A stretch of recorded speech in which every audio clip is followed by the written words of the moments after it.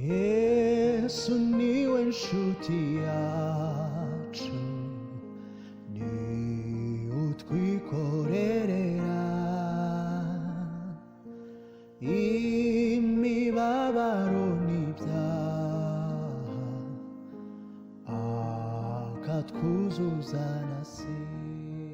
Haleluya, haleluya. Ngiye gushima Imana ku bw'aka kanya mbonye kugira ngo tuganire ku ijambo ry'Imana. Muri kumwe na Pastor Dr. Gakwaya Emmanuel. Tugiye kuganira ku ijambo dusanga mu Befeso igice cya 3 umurongo 20, aho ijambo ry'Imana ritubwira ngo nuko ibasha gukora ibiruta cyane ibyo dusaba ndetse n'ibyo twibwira byose nk'uko imbaraga zayo ziri zidukoreramo. Amen. Dore tubura amahoro, tuyabuzwa n'ubusa, kuko tudasaba neza ibyo dukenera byose.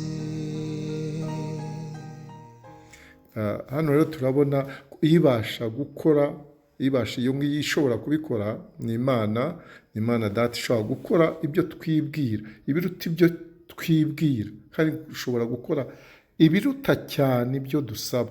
Hari ibyo rero tujya dusaba nk'abakristo, nk'abana b'Imana, ugasanga turasaba ibintu by'isi, ibintu by'akanya gato, ndetse ibyo ngibyo iyo umuntu abibonye usanga atongera gusenga. Kandi Imana ishaka ko dusenga buri gihe, mbese gusenga biba ubuzima bwacu. Tugomba rero gusenga tubwira Imana ibintu bikomeye, cyane cyane bireba nk'itorero cyangwa nawe ubwawe, ariko bifitiye umumaro, bigufitiye umumaro, bifitiye n'umumaro itorero ry'Imana. Hano icyo tubona nuko muri iki gice hose usanga Pawulo aravuga mu bijyanye no kwizera, no kugirana ubumwe, ndetse no kugira urukundo.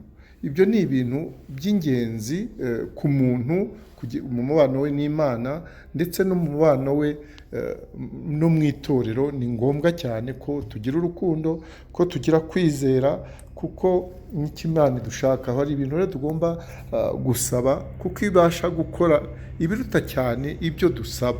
Twagombye rero kumenya ibyo dusaba bifitiye umumaro, bidufitiye umumaro, bifitiye n'itorero ry'Imana umumaro, ngo ndetse n'ibyo twibwira byose nk'uko imbaraga zayo ziri zidukoreramo.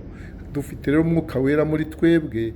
Iyo twemeye ko atuyobora mu byo dusaba ibidufitiye akamaro. Hano rero turabona ko ni isengesho mu by'ukuri risaba Umuremyi w'ijuru n'isi ko twakura mu mwuka, ndetse iri sengesho rigasoza rigaragaza icyubahiro cy'Imana mu byo yibwira gukora, mu byo yibwira kutugirira byose, ari muri twebwe ndetse no mu itorero ryayo. Ubushobozi rero n'ububasha bwo gukora kw'Imana muri twe, ubwo bushobozi buterwa n'imbaraga z'Imana, Umwuka Wera twemereye kutubamo, kuko tugomba kugeza aho twuzura Umwuka Wera. Y'amazi ashobora kutugera mu bujana, mu mavi cyangwa mu rukenyerero. Tugomba kumenya, ese turemera ko Umwuka Wera uturimo ungana iki? Birajyana n'uko twizera, n'uko twihana ibyaha, mbese n'uko dushaka kubana n'Imana. Umwuka rero iyo twemereye kutubamo, bidukoresha ibikomeye. Umwuka Wera udukoresha ibikomeye. Niyo mpamvu rero dusanga ko Umwuka Wera aduhindura cyane, kandi azarushaho kuduhindura gusa na Kristo, kuko ari icyitegererezo cyacu. Hano rero turabona ko icyo Imana ishaka nuko ishaka ko tugirana ubumwe, ari nabyo igaragaza ubumwe. Tugomba kugira ibintu 7 tugiramo ubumwe nk'abana b'Imana. Tubona mu gice cya 4 umurongo wa 4 ngo hariho umubiri umwe n'umwuka umwe, nk'uko mwahamagariwe icyiringiro kimwe cyo guhamagarwa kwanyu. Hariho umwami umwe no kwizera kumwe n'umubatizo umwe. Hariho Imana imwe, ariyo Data wa twese, udusumba twese, uri hagati yacu twese, kandi uturimo twese. Amen. Aho ibyo ni ibintu 7 bigaragaza ubumwe Imana idushakaho nk'abantu tugomba kumva kimwe nk'abana b'Imana, tukumva ko ariho duhurira, tukagira rero ubumwe muri Kristo. Hariya umuhuza umwe Kristo ariwe Kristo, urasa niryo riri hagati, niwe umuhuza umwe ariwe Kristo. Aha rero turashima Imana yuko igihe tuzemerera yuko umwuka wera adukoreramo, tuzarushaho kugirana ubumwe nk'abakristo kugira ngo dushobore kubaka itorero ry'Imana muri iyi minsi ya nyuma. Uwiteka rero aduhe umugisha kandi atugirire neza, tugume kumwumvira nk'uko ijambo ry'Imana ritubwira yuko abana b'Imana bumvira umwuka wera. Uwiteka abane namwe kandi abagirire neza. Amen.